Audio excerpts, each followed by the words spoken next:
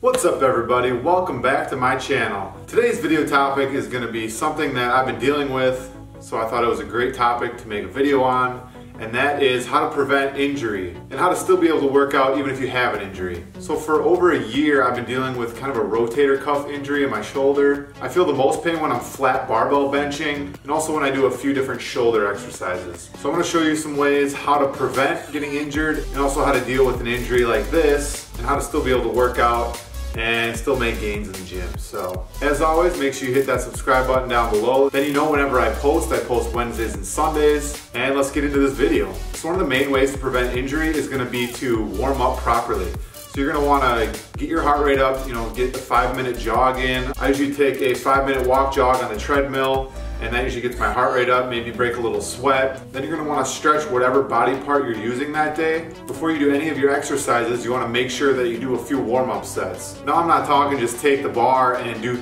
20 reps as fast as you can. You want to start with the bar, do 10 reps, wait a minute, add 25 pounds, do 10 more reps, wait a minute. Treat each warm-up set like it's an actual set. So you want to have really good form during it. You want to make sure that you're not working yourself too hard in the beginning, but definitely work your way up. Don't be afraid to get close to your working set weight. It's better to be a little too warmed up than not warm enough. The next way to prevent injury is to use proper form on every lift. I can't tell you how many times I've seen people in the gym where they grab these dumbbells, these super heavy ones, and they're just swinging like crazy. It's the funniest thing, but they're gonna get hurt that way. Curls aren't meant for a whole body workout, they're meant for the bicep.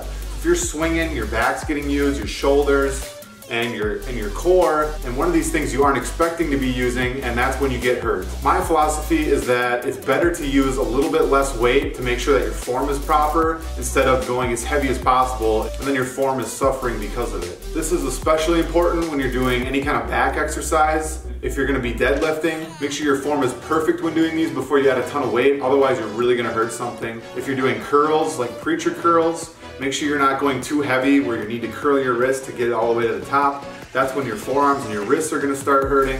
So just make sure that you're using really good form and you're not going too heavy where your form is going to suffer. The next thing that's going to prevent injury is to make sure that your body gets enough rest time. My rule of thumb is I will only work out a body part twice a week. That's the maximum I'm going to work out a body part. I'm going to make sure that I have at least 48 hours between workouts for that same body part. Normally I'll give it more than that, but that's the minimum, 48 hours. So if I have leg day on a Tuesday, then the next leg day is either going to be a Friday or a Saturday. If you're working your body more frequently than that, then your body's going to get fatigued and your form is going to start to suffer because your body's going to be too tired to hold that perfect form. And then when your form slacks, that's when the injury hits. So make sure that your body's well rested when getting into a workout. Your muscles can be sore because sometimes I'll do a leg day on a Tuesday and my freaking legs and butt will be sore all the way till Friday. But by Friday, my muscles aren't fatigued. They're just a little bit sore still. So it's all right to do that workout again. Just make sure that your body isn't fatigued. There's a difference between soreness and fatigue. And the last step, and this is something that maybe you can go about however you want, but this is my opinion on it.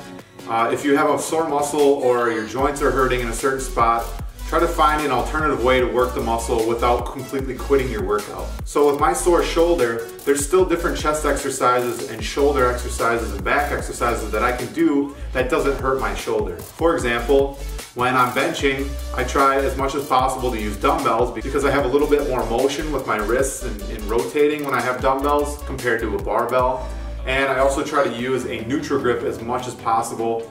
When my arms are like this, my shoulders aren't rotated and there's not as much strain. Also, let's say if your knees are sore, stay away from squatting. Obviously, you can work your legs other ways than putting all that pressure on your knees or on your joints. You can do leg extensions or leg curls to work the muscle just as well as you would if you were squatting. And if you're still working that muscle and your joints are a little tender, make sure to keep it lightweight and higher rep. This is going to help make sure that your muscle's not getting way too fatigued, putting a ton of weight on it, and you're going to heal a lot faster this way. In other words, just listen to your body. If it's telling you stop using your legs, then just don't complete the workout. Stop early, do some abs or do something else, because really you want to stay healthy over the long term. You're going to have little injuries here and there, but we want to minimize the amount of time that it's affecting our overall progress. If you can get over a small injury faster to be able to keep hitting your long-term goals, that's the main objective here, and that's what all these tips are supposed to help you do.